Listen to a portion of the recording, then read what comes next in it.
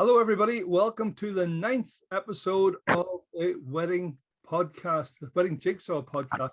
And you know, the whole idea of the Wedding Jigsaw Podcast is to let you get to know the personality of the people who are supplying to weddings. And today I have a really special guest. I'm really looking forward to you because he is unique in his field. He's been playing saxophone for 20 years. And he's been concentrating on the wedding scene since 2015. I think you'll be amazed when you hear just what he can do and where his talent fits at a wedding. So from Saxophone Lounge and DJ Saxosonic, please welcome Bill Finnegan. Bill, you're very, very welcome. Well, thank you for having me. Thank you. It's a pleasure to be here to have this opportunity to let all the brides and grooms out there know what I can offer them. So thank you. Thank you. Brilliant. Well, listen, I am really fascinated because I am really interested in what you can offer them because I know it's not just one thing. I mean, primarily you are a saxophone player, but the saxophone is an instrument that's loved in this country and always has been. But how have you adapted that to make it fit, and where does it fit in the wedding day? Yeah, saxophone, you know, I love the saxophone, and no matter where I go and people ask me, you know, what do you play? I play the saxophone, and like the reaction 90% of the time is, wow, I would love to play the saxophone. So so it's really good. And it's also a very versatile instrument, which helps me with what I do here. So basically I can be involved in various parts of the day, right through from the ceremony, right through to the last orders are called at the end of the wedding day. So ceremonies, first of all, is the first thing I can offer. And I do all the normal stuff that you would get from another, you know, a harpist or whatever, or a singer. I would be there before the guests arrive, get set up, and play as they arrive to create sort of a nice wee ambience there as the guests take their seats. Then do all the normal stuff, the bride down the aisle at various stages during the ceremony, and then obviously when the bride's leaving, I will play them out. What type of stuff are you playing there, Bill, when you're doing that? What style? The bride will tell me what she wants. They will generally, there's 3 songs that they'll definitely pick for the ceremony. They'll definitely pick the entrance song. They'll pick maybe the sign of the register, and they'll pick the leaving song, the exit song. Those are 3 songs the bride will pick. And sometimes I may know those songs already, or the bride will come to me, and it is the bride generally that picks these songs, you know, in my experience. Yes. You have the groom nodding in the background, yes, dear, yes. So she picks the songs. Generally, in my experience, I look at the song and let the bride know whether it's suitable to play. You know, the song has to have a good melody. The saxophone's a melodic instrument. It plays a one single melody line. So the songs themselves have to be melodic, a nice tune to it, or else it can just be the whole time. So I'll work with the bride and say, yes, that song's fantastic. I'll go and I'll get that song for you. I just go and get a backing track online somewhere, and I play along with that. So anything, I played everything from Ave Maria through to John Legend, or you name it, whatever the bride really wants, I can hopefully do that for her. So at that stage, would it be you and a backing track? Yes, Johnny, it's a backing track. Yeah. Sometimes I do play a solo at the request of the bride. They might just want something solo, but 99.9% of the time, it's always a nice backing track. And I'll play it at the right level, a nice sort of low level where it just creates that right type of vibe. Nice, so, nice ambience, yeah. Nice ambience is a word I'll probably use 100 times in this interview today. that's my go-to word, ambience. Yeah, so that's the ceremony. So I do that, and then the thing that probably started me off really in this journey was drink receptions. So that's obviously that's the gap when the ceremony's over. There's sort of a gap there between the ceremony and the wedding breakfast or the wedding meal. So it's generally 2 or 3 or 4 hours in there. The bride will go off and get her photographs taken, look beautiful and pose with the groom, whatever they're doing. So I'll be there basically to greet the guests as they arrive at the venue. So it could be the same venue as where the ceremony is, or it could be obviously an hotel somewhere else. So they always arrive in good time and get set up. And as soon as the first guest walks through that door, I'll start my playing. And again, this is background music. The drink reception is generally background music. It's always sort of played at a volume, a conversational level volume, where people can still talk, have a little drink, and sort of, you know, talk about how beautiful the bride was, etc., whatever they want to talk about. and I played there right through until the wedding breakfast was called. So generally that's 2 to 2.5 hours. But my thing is, I'll always keep playing until to the wedding's called, to the meal is called. I'll never sort of stop. So generally play right through to all walking in. And so in my experience, again, it's generally 2 to 2.5 to 3 hours. Generally, that's how long that lasts. But longer if required. And during that, during that, I play a mixture of music. Really, it's a lot of well-known jazz stuff. Nothing too esoteric or out there. Normal sort of jazz stuff that people. I see the weird stuff in the outside room. Nobody wants to listen to that out there. This is all good mainstream stuff, good melodic stuff that people say, oh, I know that one. Yeah, what do you call that one? Oh, I don't know. Then so I do all that stuff. And I do modern stuff as well. Nice modern melodies from songs in the church right now to songs by the Eagles or Elton John or anybody. And again, the bride groom might have one or two songs that they want me to specifically put in there. So I can do that as well. I can go and learn those. So that's two things. These are all separate entities. People don't book me generally for all these things. You pick these things, or they may get a package and pick one or two of them. Yeah. And then I can play during the meal. So generally, the drink reception or during the meal. And these are order. Generally, I wouldn't recommend me doing drink reception and packing up my gear, running inside and doing the meal as well, because they're very similar. With the type of music I'm playing, it's sort of background ambient stuff. There's that word again. And it's all the same stuff. When people in the meal, I can also play them into the meal. That when the bridal party walks in, they may have certain songs that they want upbeat, songs. So I can also do that as well. So play for the length of the meal, and then once that's done, I either go home or else I can also DJ. Right. So those first three there, I sort of go under the name of the Saxophone Lounge, sort of a laid back background stuff. And then the Saxophone Lounge sort of metamorphosizes into DJ Saxosonic after that, party time. So Saxosonic is sort of what I would call my later evening stuff. Right. So again, I can DJ and do all the same type of thing that a normal DJ would do. All the usual party songs, whatever the requests that the wedding party have, I can play those. And I will add in some sort of live saxophone into the mix. Trying a lot of sort of Ibiza dancey songs, 90s dance songs, all that type of thing. And I can DJ for after a band, or I can DJ for the whole evening, depending on what the bride is booked. Right. That's some of the stuff that I do. I remember years and years ago. I was trying to think actually before I come on here how many years ago it was. I think it's 15 to 20 years ago. Courtney Pine came and played in the Ulster Hall in Belfast, right?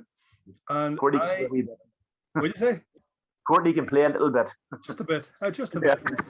And I was sitting at the top at the back of the what do you call it, the balcony, right? Because that is where a lot of people don't know this, but that's where the best sound is in the hall. It's right. Back row of upstairs. It's amazing. But I was up there and the concert was brilliant. He had a full band with him and all the rest of it. But the music, I could hear him playing away. And then the next thing he was standing beside me. Playing away. Yeah. It was amazing. Wow. And he walked through the whole Ulster Hall, upstairs, downstairs, in through the audience, and it was absolutely brilliant.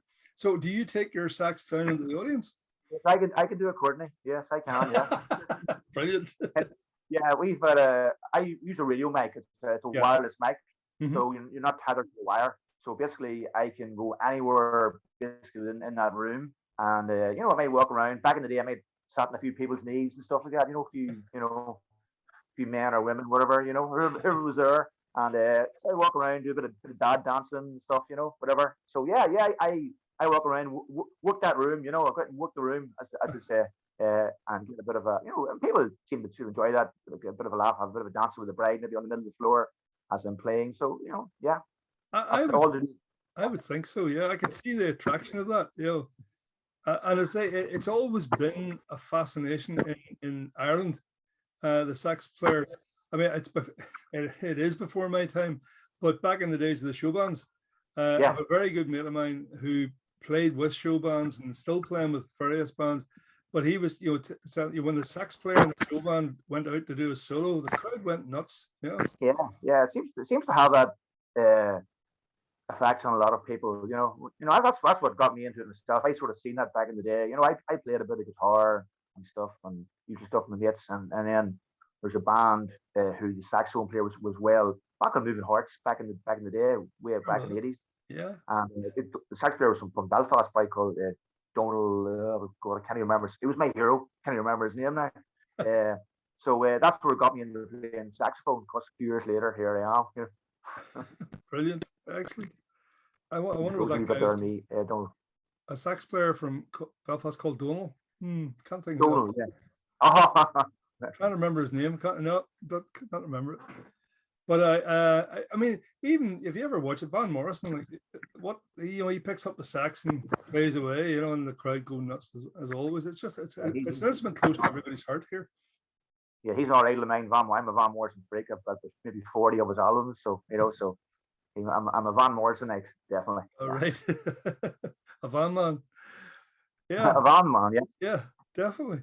So the other thing I've heard now, the reason actually I got in touch with you in the first place is because the Wedding Collective band, Collective Wedding, whatever you want to call it, Elaine, she had told me that you guys were getting together for working together for a few things. So how's that working out, or has that started yet? It's sort of in the process. Elaine just contacted me about 2 weeks ago, and wanted to know when they offer a package, could they offer me as an optional extra? And I was absolutely delighted to work with, because Elaine, the Wedding Collective, brilliant band. Oh, fantastic! So it's a great opportunity to get involved with this. So Elaine contacted me, and I listened to. She did a podcast with you then about a fortnight ago or so. Yeah, Elaine can talk. Elaine can talk. How am I going to talk like that? How can I, cope with that? Oh, she's brilliant girl, funny and articulate, and and the band they have is fantastic band. Also, do a wee bit with Superstar DJs is also they have a wedding shop in Belfast. Have you heard of them? Yeah. So I also do a wee bit of work with them as well sometimes. So the Wedding Collective band and Superstar DJs are the two sort of ones that I would work with from time to time. So yeah. I've known Liam for a long time, and you're right, she can talk. I mean, she talked to me into 2 episodes. It was too much. Yeah. You got to break it down in the middle, yeah. Liam and I go back a long way. Very long, too long away, nearly. So that's great. I look forward to seeing you playing with them, and it gives them an extra dimension as well. So of course, it's a really good package. I would think that'll be excellent. So listen, if I gets in touch with you, what's your process from there on? Well, I came in contact at all the usual means, the old social media. Basically, on Facebook, I've 3 different pages on Facebook. I've got my own name, Bill Finnegan. I've got a Saxophone Lounge Facebook page and a DJ Saxosonic Facebook page. So you can go on there and then you message me, and it's on my phone, so it'll beep, and I'll be sort of, if I'm not driving, I'll be straight back on to you to reply, whatever the message is. I also have a website as well. It's www.saxophonlounge.com, and it's a website there too. So there's an email address on there where you can contact me there as well. And then it's also my phone numbers are on there too, so people can text me or ring me or whatever. So there's a whole plethora of ways you can get in contact with me. Brilliant, that's good. So then when a bride does get in contact with you, I mean, do you meet up with them, or do you do it all over Zoom, or you just do it by text or email, or what? Not generally meeting up. No, have on occasion, but generally it's just through text. Sometimes we'll have a phone call. The bride might some brides like to hear you, want to talk to you. I don't know, gives them a reassurance. Who's this weird person on the end of this email here? And I want to hear this person talk. Who is it? Yeah. So some people do that. But generally it's just done over texts or emails or WhatsApp or whatever, things like that. But obviously, we can meet up if it's suitable. It depends on where we're all located. So I would do weddings all over the place. So sometimes it isn't convenient to meet up because they may be in Donegal, or it could be on the north coast or wherever. So that's one of the things I was going to ask you is, how far do you travel? The length and breadth of this island. I've gone as far as Cork, and I've gone as far as Donegal, and I've gone to Portrush. You name it, anywhere anywhere in the island, I could travel if Brilliant. Yeah, so that's good to know. No job too small or too far. That's really good. So then, do you get much of the bride or the bride and groom, wanting a particular set for you to play? I mean, do they give you, say, like, I really want you to do this, this, and this, or what? I can play anything that the bride and groom want. Someone will give me here's 2 or 3 songs I want to play. Other people will give me, here's 25 songs I want to play. So and I'll say, okay, fair enough. I because I'm DJing, I mean, I would play along with some of those songs, and as a saxophone player, you have to sort of improvise. You can hear a song for the first time when it's playing, and you don't need to really practice. You just sort of listen to it, get the kids in, and then listen to a couple of the wee riffs in it, and just get into it. But the thing is, too, I don't play over everything. I mean, my saxophone playing during the evening will be in and out. You don't want to. Some of them songs they're very good songs. You want to ruin them by playing saxophone all the top and everything. So you do a little bit in and out. Let the song speak for itself. Yeah, so I can do anything the bride and groom wants. They can give me lists of stuff or whatever. And sometimes they give you lists. These are songs I don't want. Do not play these songs. So that's also very important to listen to. Oh yeah. Some of them. There's typical wedding songs. Some of them just don't want. They want their wedding to be a little bit different, so they don't want them played. So I obey their commands. Of course. Well, put it this way: they're paying the money. they're Absolutely. Yeah. Exactly. Yeah. Absolutely. Great. On that subject of money, what kind of price range do you come in? Obviously, you have different things you're doing there, so obviously the prices will change depending on what you're at. But what's the range?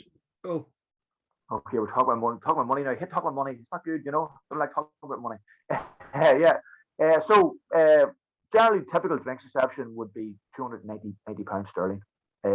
That's within maybe a 60-mile range of where I am. I'm based in Uri, so I can go to Dublin or maybe the North Coast, for that. The ceremony is generally about £200 for a ceremony, and for the DJ, and again, you can DJ for the whole night, or you can DJ just after a band.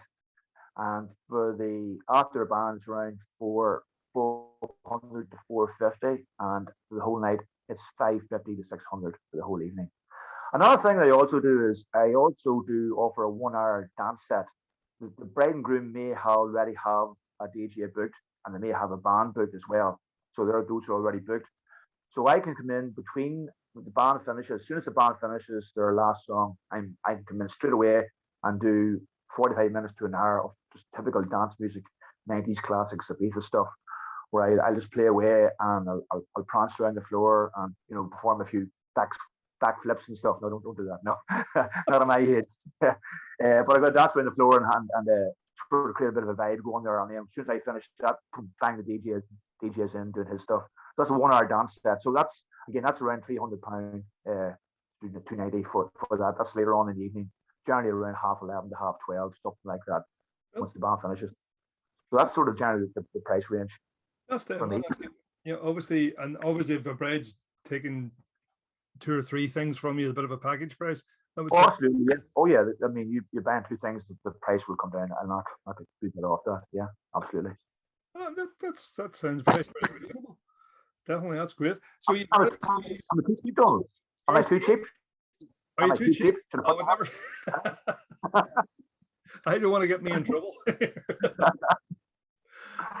So we know now what I'm going to ask you after this to send me all of your contacts that you already mentioned, and I'll attach them to the podcast so anybody can find out how to get hold of you. So that'll be easy for people to get you.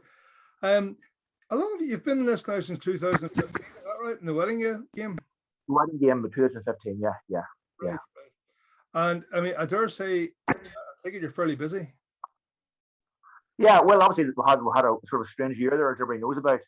So there's a lot of to and fro and rearranging and stuff. So hopefully, I mean, Derry's pretty full for next year. We're still availability, obviously, and from July to the end of the year, it's pretty full. But there's still availability there, and again, things are still moving around all the time. We need to hire a secretary to keep changing these dates around, So you have to keep on top of that all the time. Yeah. So busy enough. Yeah, good. Yeah, it's going really well until this.